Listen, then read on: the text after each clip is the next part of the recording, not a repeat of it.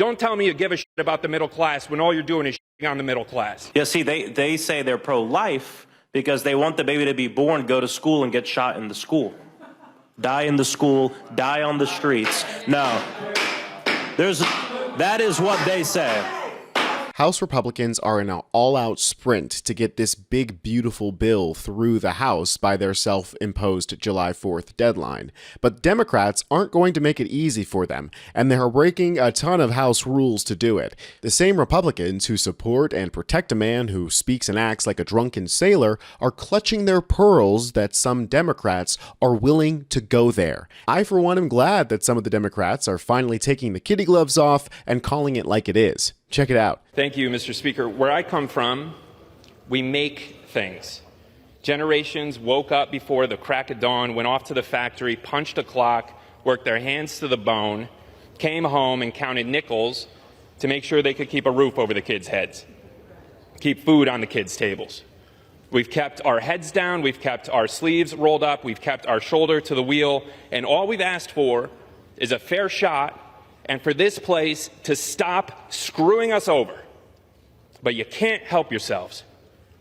You got us into terrible trade deals that made Wall Street rich and shipped all of our jobs overseas. You bail out the banks while neglecting rural America. You rigged the economy so the corporate PACs that are funding your campaigns make huge profits, jacking up costs on folks who can't afford it. And now this bill will kill good blue-collar manufacturing jobs that we need to rebuild the economy in this country. It closes rural hospitals, it defunds health care, all to give trillions of dollars in tax cuts to your cronies. Don't tell me you give a shit about the middle class when all you're doing is shitting on the middle class. Chair would remind both sides of two things. Please direct your remarks to the chair. That is a House rule, and to avoid vulgar speak. We do have families in the gentleman will not be recognized. Gentlelady from North Carolina. Gentlelady from North Carolina. Thank you, Mr. Speaker, for reminding us of the language we should be using in this chamber, and I reserve. Gentlelady reserves. Gentleman from Massachusetts, with 4.5 minutes remaining. Thank you, Mr. Speaker, and I hope that when the President comes here next, you'll admonish him for the language he uses. Mr. Speaker, this bill is a moral failure. It rips health care away from millions. It pushes more families into hunger. It leaves seniors stranded. Also, billionaires can keep more of what they'll never spend. Republicans say, lose your job? Too bad. Hospitals shut down? Good luck. Can't afford groceries or insulin? Figure it out. But if you're a big oil, a CEO, or a trust fund baby, don't worry, we've got you covered. This bill is about who matters and who doesn't. And guess what? Working people didn't make the cut.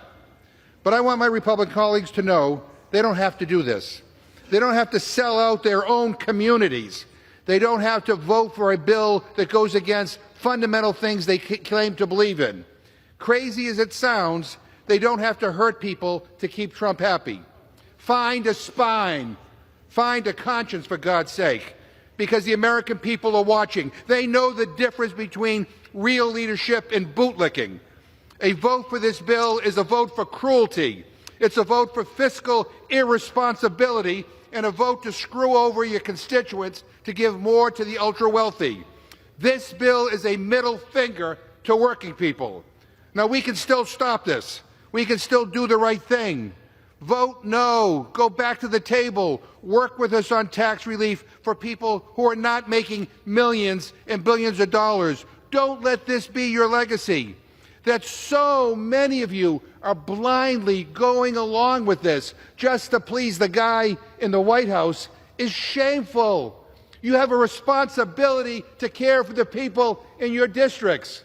And you're voting for a bill that's going to throw millions off of health care and rip food off kitchen tables all across the country. It's shameful. It is shameful. I'm disgusted that we are here debating this trash. And with that, I urge a no vote on the rule and a no vote on the bill. I yield back. Late last night, after getting stonewalled for hours during this House Rules Committee on the Senate-passed GOP tax bill, Representative Frost here let them have it and all hell broke loose. Check it out. But you do own a couple gun shops, right? At least? I do. Taking in about $12 million a year? I believe in the constitutional right to keep and bear arms, But as I you think have a every couple- solitary person should believe in. Yes. Your business is selling guns and accessories, is that right? We are enabling the individual participation in the preservation of liberty. That's what we do. And I understand that the push to deregulate silencers and braces and other things is being led by the gun sales operations because there's a higher profit margin there, and sales of guns themselves tanked after the pandemic ended. So from what we understand here is this is yet another NRA gun manufacturer supported grift. And I wanted to ask Representative Frost a question about what we're hearing here, because I think it's important to bring the other perspective of what is it like to have been a victim and to have lived through and counseled and worked with so many other victims of gun violence, because they never acknowledge the number of people who are killed on a daily basis, on an hourly basis, utilizing guns often secured by those who should not be holding them. Yeah, I mean, I got involved in politics when I was 15 years old because I didn't want to get shot in my school. There was a Sandy Hook shooting that pushed me into this work. 3 years later, a gunman walked into Pulse nightclub a mile away from where I was working and murdered 49 people and injured another 49. He didn't like them because they were gay and Latino.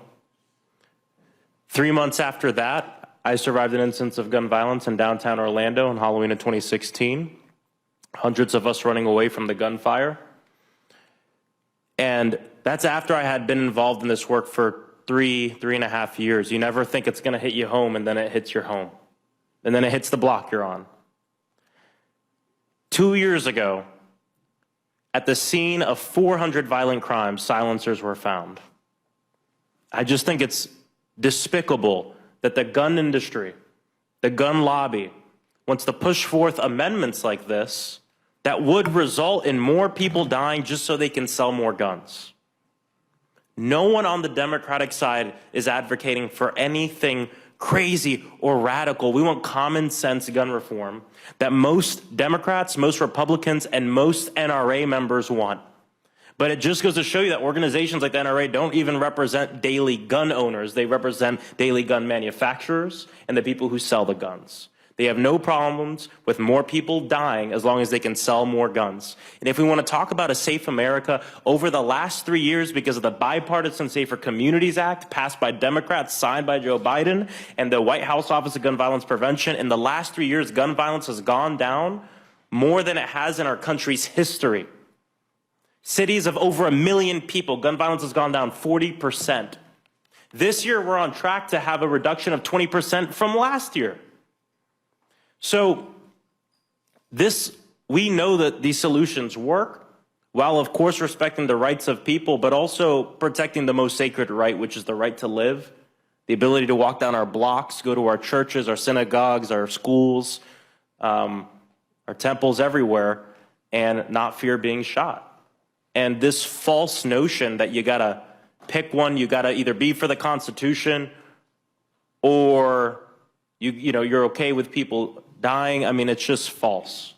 We are for rights, but we're also for making sure that the right to live is preserved. And that's been the fight of my life. That's why I came to Congress. And that's why I'm proud to be a Democrat and oppose this horrible bill. Thank you. And I think that the theme that we are seeing is, you said it, a right to life versus their desire for profit. You just described that, and in this bill, that's what we see over and over again, the right to life, because you need the health insurance, versus the right for profit. Yeah, see, they say they're pro-life because they want the baby to be born, go to school, and get shot in the school. Die in the school, die on the streets. No. That is what they say. I'm not going to say anything, but you've gone over the cliff. I move to strike his I'm not going words. over the cliff. Wait, you've gone over. We were going to be quiet, but you've gone over now. I meant every word. We are going to strike your words. But on the other hand, it might be good to leave your words. Might be good to leave your words. Because that's how you feel.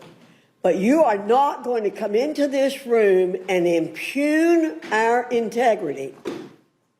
You will not.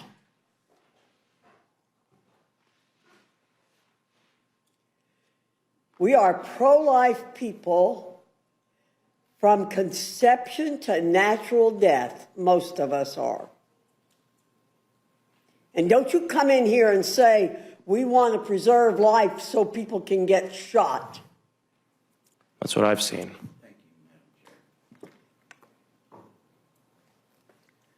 Are you through, Ms. Ledger-Fernandez? I hope so.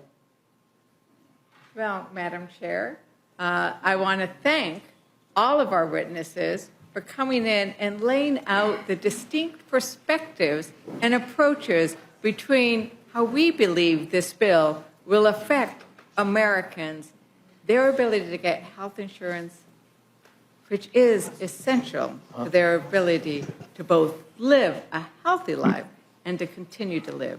And with that, Madam Chair. Madam Chair, I did make a motion that has not been acted on. If you would like for me to withdraw that motion, I will withdraw it. Mr. Scott, I think it's better to leave those words in the That's fine. in the Let's let them record know how they feel.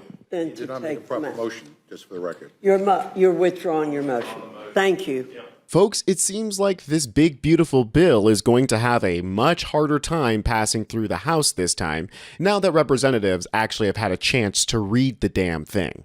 If you guys want to stay informed on these kinds of moments that MAGA doesn't want you to see, well, then you know where to find it, right here at Really American. I'm Tony Hinderman, and I'll catch you next time.